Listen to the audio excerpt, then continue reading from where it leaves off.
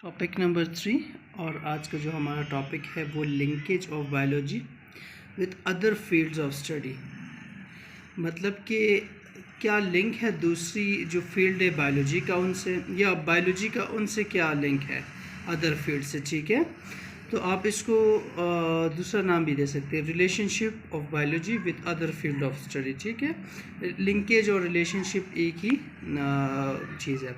सबसे पहले हम पढ़ते हैं बायोफिज़िक्स को। ठीक है, बायोफिज़िक्स क्या है, बायो के फिज़िक्स के साथ आपस में क्या इंटरलिंक है। ठीक है, it is an interdisciplinary study in which we applies the laws and principles of physics to understand a biological phenomena occurring in our body। ठीक है, कि कौन से लॉज और प्रिंसिपल से जो फिज़िक्स का है जिसमें हम मतलब हमारी बॉडी में क्या प्रोसेसेस हो रहे थे। ठीक है, जैसे फोटोसिंथेसिस का, उसका क्या है कि जो लाइट की मदद से सनलाइट की मदद से वो क्या करती है, अपनी खुराक पूरी करती है।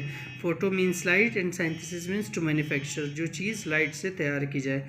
फॉर एग्ज़ाम्पल एक प्लांट है, ठीक है, उसको तो पानी उसकी खुराक है, दूसरी खुराक उसकी क्या है, सनलाइट से रोशनी। ठीक है, वो उस लाइट से जो है वो अपनी खुराक को तैयार करती है, वो हेल्दी रहती है और ग्रो करती है। ठीक है, इस तरह दूसरी जो ब्रांच है वो है बायो केमिस्ट्री।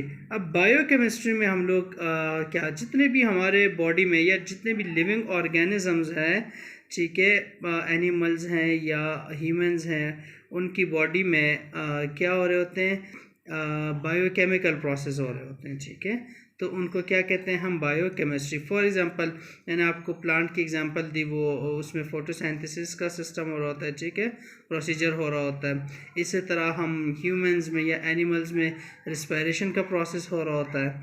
ठीक है, तो ये क्या है, जितने भी हमारी बॉडी में बायोकेमिकल प्रोसेसेस हो रहे होते हैं उन्हें हम क्या कहते हैं, बायो केमिस्ट्री। अब बायोमेट्री और बायोस्टैटिस्टिक्स, स्टैटिस्टिक एक सब्जेक्ट है, आप लोगों ने पढ़ा होगा।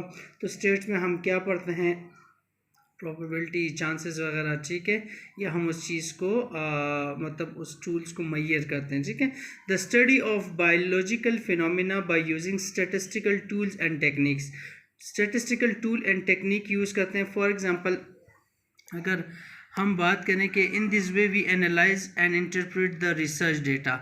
फॉर एग्ज़ाम्पल मैं क्या करता हूँ कि मैं एक सैम्पल, एक जगह है उसमें तकरीबन कोई 10,000 लोग रहते हैं, तो हम सिर्फ 10,000 लोगों का नहीं ले सकते सैम्पल, हम सिर्फ उनमें से बमुश्किल 1,000 लोगों का लेते हैं। 1,000 लोगों का लेके उस सैंपल का ब्लड सैंपल है या किसी भी चीज़ के लिए, मलेरिया टेस्ट के लिए ले रहे हैं, तो हम क्या करते हैं, उसी से ही पूरे उस जो गांव शहर है जहाँ पे 10,000 लोग रहते हैं उनका हम एक अंदाज़ा लगाते हैं।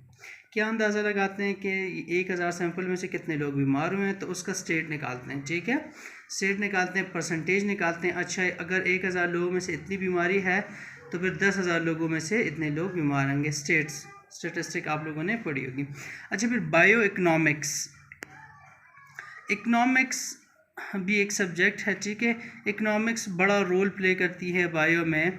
जैसे हम पढ़ते हैं, द को relation between the biology and economics deals with the study of organisms from economical point of view.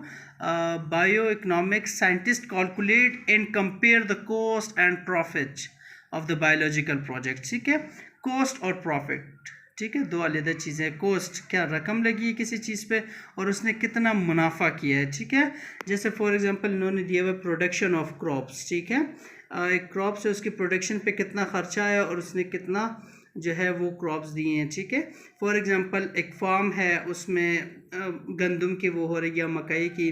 ठीक है, उसमें ज़मीन पे उन्होंने जितना ख़र्चा लगाया या खाद वगैरह पे, और फिर उन्होंने मैयर किया कि भाई इतने दिन हमारे लगे, इतना वक्त, इतने मज़दूर लगे, और ये प्रोडक्ट हमारे पास है। कॉस्ट उन्होंने 1 लाख लगाई है, तो प्रोडक्ट आप देखते हैं वो 10 लाख का है, 8 लाख का है या 20 लाख का है। ठीक है, इसी तरह आप दूसरे एनिमल्स फार्म की अगर बात करें, तो एनिमल्स फार्म में जैसे कि फॉर एग्जांपल कोई बफालोज रखते हैं, भैंसे वगैरह, या आप कह लें कि बकरियां वगैरह, तो वो कॉस्ट देखते हैं कि फॉर एग्जांपल उन्होंने 1,000 जो है वो बकरियां मंगवा ली हैं। ठीक है, उसके 1 साल में कितने बच्चे हुए, उन्होंने कितना खाना खाया, कितनी चीज़ें उन पे ख़र्च हुई, ठीक है। उस जगह का रेंट, लाइटिंग, जितना भी मज़दूर वहाँ पे काम करते हैं। फॉर एग्ज़ाम्पल अगर 10 लाख रुपए लगे हैं 1 साल के, तो उन्होंने 1 साल में 10 लाख रुपए कमाए हैं या नहीं, 10 लाख तक वो पूरा करेंगे तो वो इक्वल, उसके बाद जो करेंगे वो आगे प्रॉफिट, अगर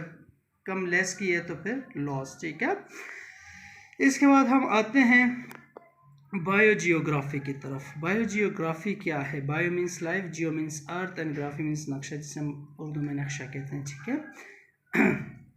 इसमें हम क्या कहते हैं? The study of distribution of organisms in different regions of the world is called bio. देखो, डिस्ट्रीब्यूशंस अर्थ है, उसमें बहुत सारे जानदार या बहुत सारी चीज़ें आपस में, जैसे हम कहते हैं कम्युनिटी, ठीक है। पॉपुलेशन से कम्युनिटी की तरफ जब बात जाती है तो सारी चीज़ें, इंसान, हैवान, ये सारी चीज़ें, परिंदे, ये सारी चीज़ें फिर एक जगह पे रहना शुरू हो जाती है।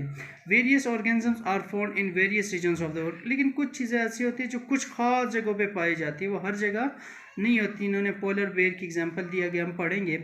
सम organisms are found all over the world while some organisms are found in the specific region of the world, ठीक है।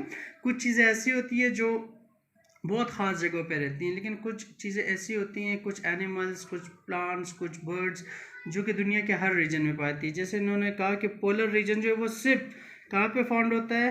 आर्कटिक रीजन्स में, ठीक है। या जैसे आप कह रहे हैं कि ये जो वाइट रीच वगैरह होते हैं, ये सिर्फ और सिर्फ बर्फ़ानी जो इलाके होते हैं उसमें पाए जाते हैं, और ज़मीनी इलाकों में ये नहीं पाए जाते हैं, ठीक है। कैट की इन्होंने बात की, तो जो कैट है वो ऑल ओवर द वर्ल्ड, आप देखिए उसकी जितनी भी सैप है, स्पीशी वगैरह, वो ऑल ओवर द वर्ल्ड पाई जाती है। दुनिया में कहीं भी जाएं आपको कैट मिलेंगे, ठीक है। सो क्या है, कुछ चीज़ें बड़ी स्पेसिफिक रहती है और कुछ चीज़ें बड़ी जो है वो पूरी दुनिया में होती है, ठीक है। कुछ ख़ास होती है, कुछ बहुत आम होती है, ठीक है। सो एक दफ़ा रिव्यू कर लेते हैं, ठीक है। Linkage of biology with other fields, biophysics का हमने पढ़ा, फोटोसाइंथिसिस का हवाला दिया हम लोगों ने, ठीक है, कि लाइट मैन्युफैक्चरिंग से किस तरह प्लांट्स को अपना प्रोसेस करती है। बायोकेमिस्ट्री में बायोकेमिकल प्रोसेस का पढ़ा हम लोगों ने, फोटोसाइंथिसिस एंड रेस्पिरेशन का, बायोमेट्री, बायोस्टैटिस्टिक्स में हम लोगों ने टूल्स एंड टेक्निक्स पढ़े, ठीक है, कि किस तरह रिसर्च डेटा एनालाइज करते हैं हम लोग, ठीक है। बायो इकोनॉमिक्स में हम लोगों ने इकनॉमी को पढ़ा कि लॉस और गेन मतलब प्रॉफिट हम लोग कैसे करते हैं एक प्रोजेक्ट से, ठीक है।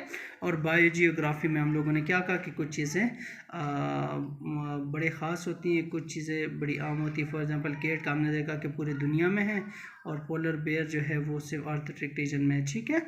सो ये आज का हमारा टॉपिक था। Thank you so much. ये क्लास 9th का हमारे पास टॉपिक है, पेज नंबर 4, और ये आप लोग मेरा चैनल सब्सक्राइब कर सकते हैं, लेक्चर नजीबुल्लाह के नाम से। ये मेरा कॉन्टैक्ट नंबर है व्हाट्सएप, आप लोग मुझसे कॉन्टैक्ट कर सकते हैं। इंशाल्लाह नेक्स्ट वीडियो में मिलेंगे। Thank you so much. अल्लाह हाफिज़। अपना बहुत सारा ख्याल रखें, अल्लाह के अमान में।